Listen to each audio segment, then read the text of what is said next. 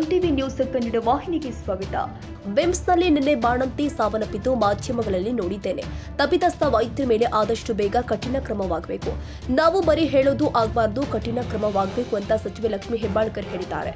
Belagavi BIMS ಆಸ್ಪತ್ರೆಯಲ್ಲಿ ವೈದ್ಯರ ನಿರ್ಲಕ್ಷ್ಯಕ್ಕೆ ಬಾಣಂತಿ ಸಾವು ವಿಚಾರಕ್ಕೆ ಪ್ರತಿಕ್ರಿಯೆ ಕೊಟ್ಟಿರುವ ಅವರು, ಬಿಮ್ಸ್ನ ಎಲ್ಲ ವ್ಯವಸ್ಥೆಯಲ್ಲೂ ಸರ್ಜರಿ ಆಗಬೇಕು ಅಂತ ನಾನು ಮೊದಲಿನಿಂದಲೂ ಹೇಳ್ತಾ ಇದ್ದೀನಿ. ಶಿಸ್ತು, ಆರೋಗ್ಯ ದೃಷ್ಟಿಯಿಂದ ಡಾಕ್ಟರ್, ನರ್ಸ್ಗಳು ಎಲ್ಲವನ್ನೂ ಕೂಡ ಸರಿಪಡಿಸುವ ಕೆಲಸವಾಗಬೇಕು. ನಾನು ಭೇಟಿ ಮಾಡಿ ಪರಿಶೀಲನೆ ಮಾಡಿರುವೆ, ಮತ್ತೊಮ್ಮೆ ಭೇಟಿ ಮಾಡಿ ಪರಿಶೀಲನೆ ಮಾಡ್ತೀನಿ ಎಂದಿದ್ದಾರೆ. ರಾಜ್ಯದಲ್ಲಿ ಬಿಪಿಎಲ್ ಕಾರ್ಡ್ ರದ್ದು ವಿಚಾರವಾಗಿ ಮಾತನಾಡಿದ್ರು. ಎಪಿಎಲ್ ಮತ್ತು ಬಿಪಿಎಲ್ ಕಾರ್ಡ್ ಹೊಂದಿದವರಿಗೆ ಯಾರೂ ತೆರಿಗೆ ಕಟ್ಟೋದಿಲ್ಲ, ಅಂತವರಿಗೆ ಗೃಹಲಕ್ಷ್ಮಿ ಹಣ ಬರುತ್ತೆ. 80,000 ಬಿಪಿಎಲ್ ಕಾರ್ಡ್ಗಳನ್ನು ರದ್ದತಿ ಮಾಡುವ ಬದಲು ಎಪಿಎಲ್ಗೆ ವರ್ಗಾವಣೆ ಮಾಡಿದ್ದಾರೆ. ವರ್ಗಾವಣೆ ಮಾಡಿರೋದ್ರಿಂದ ಯಾವುದೇ ಗೊಂದಲವಿಲ್ಲ. ಎಪಿಎಲ್, ಬಿಪಿಎಲ್ ಇದ್ದವರಿಗೆ ಗೃಹಲಕ್ಷ್ಮಿ ಹಣ ಬರುತ್ತೆ ಎಂದಿದ್ದಾರೆ. ರಾಜ್ಯದಲ್ಲಿ ಕಾಂಗ್ರೆಸ್ ಶಾಸಕರ ಖರೀದಿ ವಿಚಾರವಾಗಿ ಮಾತನಾಡಿ, ಇಡೀ ದೇಶದಲ್ಲಿ ಈ ರೀತಿಯ ವ್ಯವಹಾರ ನಡೀತಾ ಇದೆ. ಬಿಜೆಪಿಯವರು ನಿರಂತರವಾಗಿ ಇಂತಹ ಪ್ರಯತ್ನ ಮಾಡ್ತಾ ಇದ್ದಾರೆ. ನಾವು ಗಟ್ಟಿಯಾಗಿದ್ದೇವೆ. ಸುಭದ್ರವಾಗಿರುವ ಸರ್ಕಾರವನ್ನ ಏನು ಮಾಡಲಿಕ್ಕೆ ಸಾಧ್ಯವಿಲ್ಲ ಅಂತ ವಿಶ್ವಾಸ ವ್ಯಕ್ತಪಡಿಸಿದ್ದಾರೆ. ಸಚಿವ ಸಂಪುಟದ ಖಾತೆ ಬದಲಾವಣೆ ವಿಚಾರಕ್ಕೆ ಪ್ರತಿಕ್ರಿಯೆ ಕೊಟ್ಟಿರುವ ಅವರು, ನನ್ನ ಗಮನಕ್ಕೆ ಬಂದಿಲ್ಲ. ಖಾತೆ ಬದಲಾವಣೆ ಚರ್ಚೆ ಆಗಿಲ್ಲ. ಬೆಳಗಾವಿ ಅಧಿವೇಶನ ಡಿಸೆಂಬರ್ 9ರಿಂದ ದಿನಗಳ ಕಾಲ ಅಧಿವೇಶನ ನಡೆಸಲು ಸರ್ಕಾರ ತೀರ್ಮಾನ ಮಾಡಿದೆ. ಉತ್ತರ ಕರ್ನಾಟಕ ಭಾಗದ ಸಮಸ್ಯೆಗಳ ಬಗ್ಗೆ ಚರ್ಚೆ ಆಗಬೇಕು, ಪರಿಹಾರ ಸಿಗಬೇಕು ಅನ್ನೋ ನಿಟ್ಟಿನಲ್ಲಿ ಸುವರ್ಣಸೌಧದಲ್ಲಿ ಅಧಿವೇಶನ ನಡೆಯಲಿದೆ ಎಂದಿದ್ದಾರೆ. ಏನಿಲ್ಲ ಮೇಡಮ್, ಬಿಮ್ಸ್ ಆಸ್ಪತ್ರೆಯಲ್ಲಿ ನಿನ್ನೆ ಒಬ್ಬರು ಬಾಣಂತಿ ಸಾವನ್ನಪ್ಪಿದ್ದಾರೆ. ಈ ಹಿಂದೆಯೂ ಒಂದು ಆರೋಪ ಕೇಳಿ ಬಂದಿತ್ತು. 51 ಮಕ್ಕಳು ಸತ್ತಿದ್ರು. ಅವನು ಮಹಾರಾಷ್ಟ್ರ ಪ್ರವಾಸದಲ್ಲಿ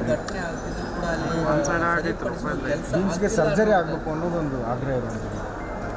ನಾನು ಮೊದಲಿಂದನೂ ಹೇಳ್ತೀನಿ, ಬಿಮ್ಸ್ ಎಲ್ಲ ವ್ಯವಸ್ಥೆಯಲ್ಲೂ ಸರ್ಜರಿ ಆಗಬೇಕು ಅಂತ ನಾನು ಮೊದಲಿಂದನೂ ಧ್ವನಿ ಎತ್ತೇನೆ. ಒಂದು ಶಿಸ್ತಿರ್ಬೋದು, ಒಂದು ಆರೋಗ್ಯ ದೃಷ್ಟಿ ಇರ್ಬೋದು, ಅಥವಾ ಡಾಕ್ಟರ್ಗಳಿರ್ಬೋದು, ಅಥವಾ ಡಾಕ್ಟರ್ ಅವೈಲೇಬಿಲಿಟಿ ಇರ್ಬೋದು, ಅಥವಾ ಏನೇ ಇರಲಿ ಅಲ್ಲಿ ಅಡ್ಮಿನಿಸ್ಟ್ರೇಷನ್ ಇರ್ಬೋದು, ಪ್ರತಿಯೊಂದು ಕೂಡ ಭಾಳ ಚೆನ್ನಾಗಿ ಆಗಬೇಕು ಅಂತ ನಾನು ಹೇಳ್ತೀನಿ. ಈಗ ನಿನ್ನೆ ನಾನು ಕೂಡ ಮಾಧ್ಯಮದಲ್ಲಿ ನಾನು ಮಾತಾಡ್ತೀನಿ, ಆದಷ್ಟು ಬೇಗ ಯಾರು ತಪ್ಪಿತಸ್ಥರು ಅವ್ರ ಮೇಲೆ ಕ್ರಮವನ್ನು ತೆಗೆದುಕೊಳ್ತೀವಿ. ಯಾಕಂತಂದರೆ ಸುಮ್ಮನೆ ಇದು ನಿಮಗೆ ಹೇಳೋವಂಥ ಸ್ಟೇಟ್ಮೆಂಟ್ ಆಗಬಾರ್ದು. ಪದೇ ಪದೇ ಕ್ರಮ ತೆಗೆದುಕೊಳ್ತೀವಿ, ಶಿಸ್ತು ಕ್ರಮ ತೆಗೆದುಕೊಳ್ತೀವಿ, ಕಠಿಣ ನಿರ್ಧಾರವನ್ನು ತಾವು ಕೂಡ ಭೇಟಿ ನೀಡ್ತೇನೆ ಅಂತ ಹೇಳಿದ್ರೆ ಹೌದು, ಪರಿಶೀಲನೆ ಮಾಡಿದ್ದೀರಿ? ಖಂಡಿತವಾಗ್ಲೂ ಭೇಟಿ ನೀಡಿದ್ದೀನಿ. ಇನ್ನೊಂದು ಇನ್ನು ಬಿಪಿಎಲ್ ಕಾರ್ಡ್ ರದ್ದತಿ ಬಗ್ಗೆ ಚರ್ಚೆ ನಡೀತಾ ಇದೆ. ಸಾಕಷ್ಟು ಜನ ಆತಂಕದಲ್ಲಿದ್ದಾರೆ. ಎಲ್ಲಿ ಯೋಜನೆಗಳು ನಮ್ಮ ಕೈ ತಪ್ಪುತ್ತೆ, ರದ್ದಾಗಿದೆ ಅಂತ ಪ್ರಚಾರ ಮಾಡ್ತಾರೆ. ಈ ಗೃಹಲಕ್ಷ್ಮಿಗೆ ಸಂಬಂಧಪಟ್ಟ ಹಾಗೆ ನಾನು ಮಾತಾಡ್ತೀನಿ. ಗೃಹಲಕ್ಷ್ಮಿ ಯೋಜನೆ ಸ್ಪಷ್ಟವಾಗಿ ನಾನು ಒಂದು 1000 ಕಾರ್ಡ್ ನಿಮ್ಮ ಮುಖಾಂತರ ನಾನು ಸ್ಪಷ್ಟಪಡಿಸಿದ್ದೀನಿ. ಯಾರು BPL ಮತ್ತು APL ಹೊಂದಿರ್ತಾರೋ ಮತ್ತು ಯಾರು ಇನ್ಕಮ್ ಟ್ಯಾಕ್ಸ್ ಮತ್ತು GST ಕಟ್ಟೋದಿಲ್ಲ ಅಂಥವರಿಗೆ ಗೃಹಲಕ್ಷ್ಮಿಯನ್ನು ಕೊಡ್ತೀವಿ. ಇವತ್ತು BPL ಕಾರ್ಡು ರದ್ದತಿಗಿನ್ನೂ BPLನಲ್ಲಿರುವಂಥ 80,000 BPL ಕಾರ್ಡನ್ನು APLಗೆ ಟ್ರಾನ್ಸ್ಫರ್ ಮಾಡಿದ್ದಾರೆ.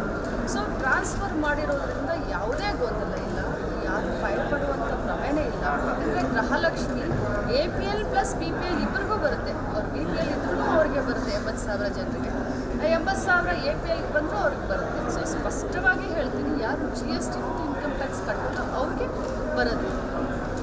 ಶಾಸಕರ ಖರೀದಿ ಆಗ್ತದೆ ಇಡೀ ದೇಶದಲ್ಲಿ ಈ ರೀತಿಯಾದಂಥ ಅಸೆಂಬ್ಲಿನಲ್ಲಿನೇ ಸಿಟ್ಟಿಂಗ್ MLA BJP ಮುಖಂಡರ ಮೇಲೆ, BJP MLA ಮೇಲೆ ಆಪಾದನೆ ಮಾಡಿರೋದನ್ನ ನೀವು ನೋಡಿದ್ರೆ ಅಂತ ಹೇಳಿ ಶಾಸಕರು BJP ಅವರು ನಿರಂತರವಾದಂಥ ಪ್ರಯತ್ನ ಅವ್ರು ಮಾಡ್ತಾ ಇರಬೇಕು. ನಾವೆಲ್ಲ ಭಾಳಷ್ಟು ಗಟ್ಟಿಯಾಗಿದ್ದೇವೆ. ಸುಭದ್ರವಾದಂಥ ಸರ್ಕಾರ, ಗಟ್ಟಿ ಸರ್ಕಾರ ಏನು ಮಾಡಲಿಕ್ಕೆ ಶಾಸಕರ ಹೆಸರು ಕೇಳಬಹುದು. ಅದನ್ನು ಅವರೇ ಸ್ಪಷ್ಟನೆ ನೀಡಿದ್ದಾರೆ. ಸಚಿವರ ಖಾತೆ ಬದಲಾಗತ್ತೆ ಅನ್ನುವಂಥ ಚರ್ಚೆ ಕೂಡ ಆ ರೀತಿ ಏನಾದರೂ ಚರ್ಚೆಗಳಾಗಿಲ್ಲ? ಇಲ್ಲ, ನನ್ನ ಗಮನಕ್ಕೆ ಬಂದಿಲ್ಲ. ಆ ರೀತಿ ಯಾವ ಚರ್ಚೆ ಆಗಿದೆ. ಬೆಳಗಾವಿ ಅಧಿವೇಶನ 9ನೇ ತಾರೀಕು 10 ದಿನ ಬೆಳಗಾವಿಯಲ್ಲಿ ಅಧಿವೇಶನ ಮಾಡಬೇಕು ಅಂತ ಈಗಾಗಲೇ ಮಾನ್ಯ ಮುಖ್ಯಮಂತ್ರಿಗಳು ಕ್ಯಾಬಿನೆಟ್ ನಿರ್ಧಾರ ಮಾಡಿ ಈ ಭಾಗದ ಸಮಸ್ಯೆಗಳ ಬಗ್ಗೆ ಚರ್ಚೆ ಆಗಬೇಕು, ಸಮಸ್ಯೆಗಳಿಗೆ ಪರಿಹಾರ ಸಿಗಬೇಕು ಅಂತ ನಿಟ್ಟಿನಲ್ಲಿ ಸುವರ್ಣಸೌಧದಲ್ಲಿ ಡಿಸೆಂಬರ್ 9ರಿಂದ ಚಳಿಗಾಲದ ಅಧಿವೇಶನ. ಮಹಾರಾಷ್ಟ್ರದಲ್ಲಿ ಮತದಾನ ನಡೀತಾ ಇದೆ, ನೀವು ಸಹ ಪ್ರಚಾರ ಮಾಡಿ ಬಂದ್ರಿ. ಸೊ ಯಾವ ರೀತಿ ವಾತಾವರಣ? ಮಹಾರಾಷ್ಟ್ರದಲ್ಲಿ ನಾನು ಒಂದು 5 ದಿನ ಪ್ರಚಾರ ಮಾಡಿದ್ದು. ಸುಮಾರು 4 ಜಿಲ್ಲೆಗಳಲ್ಲಿ, ಸುಮಾರು 17 ಕ್ಷೇತ್ರಗಳಲ್ಲಿ ನಾನು ಪ್ರಚಾರ ಮಾಡಿದ್ದೀನಿ. ವಾತಾವರಣ ಚೆನ್ನಾಗಿ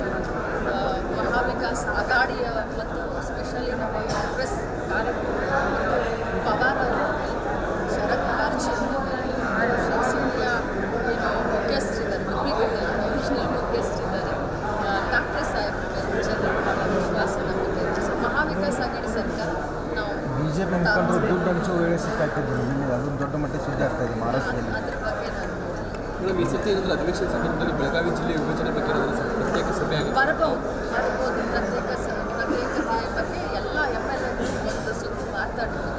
ಅಧಿವೇಶನ ಸಂದರ್ಭದಲ್ಲಿ ಬರ್ಬೋದು ನೋಡಿ. ನಾಳೆ ಉಪಚುನಾವಣೆ ರಿಸಲ್ಟ್ ಬರುತ್ತೆ, ಏನು ನಾಳೆ ಅಲ್ಲ ವಿಶ್ವಾಸ. ಮೇಡಮ್, ಮಹಾರಾಷ್ಟ್ರ ಚುನಾವಣೆಯಲ್ಲಿ ಕರ್ನಾಟಕದಲ್ಲಿ ಗ್ಯಾರಂಟಿ ಯೋಜನೆಗಳು ಸರಿಯಾಗಿ ವಿತರಣೆ ಆಗ್ತಾಯಿಲ್ಲ. ವಿಶೇಷವಾಗಿ ಗೃಹಲಕ್ಷ್ಮಿ ಖಾತೆಗೆ ಜಮಾ ಆಗಿಲ್ಲ ಅನ್ನೋ ವಿಡಿಯೋಗಳು ಹರಿದಾಡ್ತಾ ಇದ್ವಿ. ಹೌದು, ಅವರು ಸುಳ್ಳು ಮಾಡಿ ಎಲ್ಲ ಕಡೆ ಹರಿದಾಡಿಸ್ತಾ ಇದ್ರು. ಸೊ ರಿಯಾಲಿಟಿ ಚೆಕ್ ಮಾಡಲಿಕ್ಕೆ ಮಹಾರಾಷ್ಟ್ರದ ಏನು ಬಾರ್ಡರ್ನಲ್ಲಿ ಇರ್ತಾರೆ ಆ ಮೀಡಿಯಾದವರಾಗಲಿ ಅಥವಾ ಅಲ್ಲಿನ ಮತದಾರರಾಗಲಿ ನಮ್ಮ ಬಾರ್ಡರ್ ಬಂದು ಅವರೆಲ್ಲ ರಿಯಾಲಿಟಿ ಚೆಕ್ನ ಮಾಡಿಕೊಂಡು ವಿಡಿಯೋಗಳು ಕಳಿಸ್ತಾರೆ. Thank you sir.